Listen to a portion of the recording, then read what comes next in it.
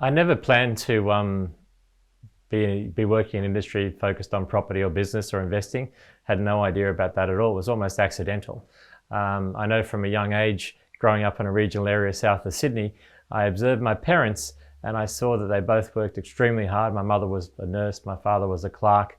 They'd had a fairly traumatic kind of early life, having lost two children and then a serious car accident. So they were really struggling, and they got back to kind of a level of balance, but really never seemed to get ahead. There was such a level of stress around money. And so I literally got to an age by the time I was 17 where I was scared to death of debt. And I really had no idea or no interest or no idea I could even buy a property. And it wasn't until later on I just thought I needed to go and get a job. And I got my first job at 17 as a storeman in the retail industry, and just started working hard because that's what I've been taught. And by the age of 22, literally I was in a position where I became a store manager and went from a very low income to a big income, a lot of responsibility. But at the age of 22, I saw my boss, who was only 10 years old, have his first heart attack. And I looked at him and I thought, well, is that where I want to be in 10 years' time? And that really got me to question. I had a broken heart. I broke up with my first girlfriend, and my father had a European background. So I saved 10 grand, which was quite a bit of money back then. So I decided I'm going to escape and go traveling, find out about my heritage. So I jumped on a plane for what was a 6-month journey and came back 4 years later. But it was amazing, an amazing trip. It really opened my mind to many different things, open to the world, different thinking, different ideas. But I had this sense of freedom I'd never felt prior to that in my life. I'd always felt hugely responsible and accountable with looking after my siblings and contributing to the family, because mum and dad always felt that I was struggling. And when I came back home, I realized, well, how do I create this situation? I never got this idea that you just got to work in a job for all your life and wait for a pension or work to your 70 and not seem to have not much fun along the way. It just seemed really, really hard. I didn't think I was very, very smart from school. I did well in the subjects that I enjoyed and where I was encouraged, but not well in a lot of others. So I decided I'd come back and study. I thought, well, that's got to be the way. You got to go and get the education.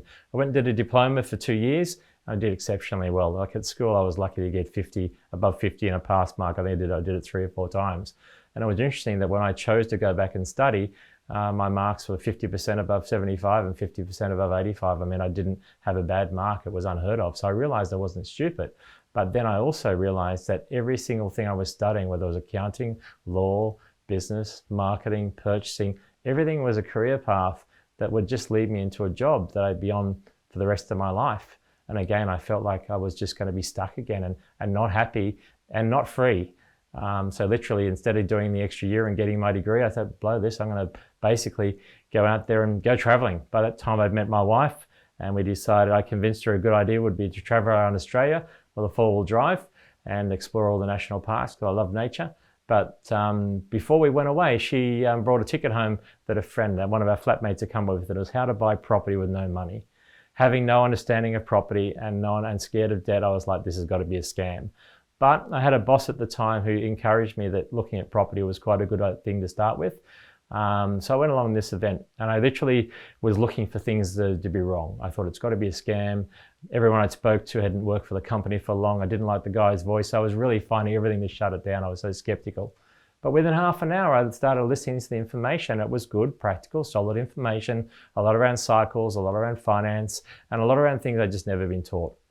And I got home to my wife, said, I've got to go and learn this. I knew that if I didn't go and learn these skills and develop and break through my fear, I'd be stuck in the same place in 10 years' time. And that was more scary. So I handed over 5 grand for a 3-day event, started my learning. I got enough information to be dangerous, and we went out there after doing that and bought our first property, and we were able to get our first 2 properties with no money. And again, it was understanding finance was the key, and that's the glue that makes it all happen. And I understood that very clearly. It made sense to me. But then literally the 3rd property we bought literally got us unstuck. The market changed, interest rates went up, and lending rules changed. We only had 10% deposit, and all of a sudden we needed 30% deposit on a property where the value had dropped. We managed to get through that, but it literally really put us back a step. So no one taught us about how do you build a portfolio, how do you manage things when things go wrong. But ultimately it led me on a journey where we were still able to build some assets. We moved to Queensland. I did some consulting with a company in Sydney around these new skills I'd learned. But bottom line is, at that point, interest rates almost went to 10% and we almost went down. I couldn't afford a cup of coffee. I was depressed and I felt like all the hard work I'd done had been a waste and I thought I was going to lose it all. There was literally 3 months we couldn't even pay our bills.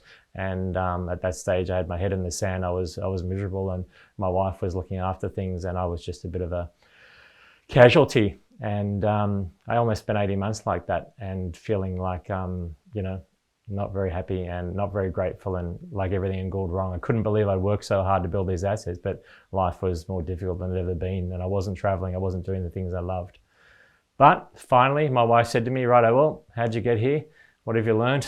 What do you want? And what are you going to do about it?" And she gave me some tough love and I switched out of that. And I literally was able to refocus on what I wanted. And there was 3 things I wanted. I wanted to teach, I wanted to travel, I wanted to learn. And it's fun. It's amazing that within 2 weeks I ran into a business and a company and some people that wanted someone to do exactly that. So I spent 10 years working for a company where I was able to travel around Australia, teach and support people on that journey. And it was amazing. It was really a fantastic journey of growth and awareness and helping a lot of people. After 10 years, I decided it was time to slow down and basically get that more time. And that's when I started my own thing, and that's the Xylem Zone today. It's a little bit smaller, it's more boutique, but it is really about supporting the people on a real commercial, community level, I should say, not commercial. We're not driven by profit. The focus is supporting people in the changing times we have today. And that's what we do. And it's more holistic. And it's, you know, we want to take this to a new level because things are getting harder. And that's why I'm sitting here and obviously talking to you today. But that's pretty much the journey. We haven't got it all right. We've made a lot of mistakes, but hopefully through the mistakes we've made and the things we have learned, we're able to share those with you so you have a smarter and easier approach going forward and real solutions that you can use today.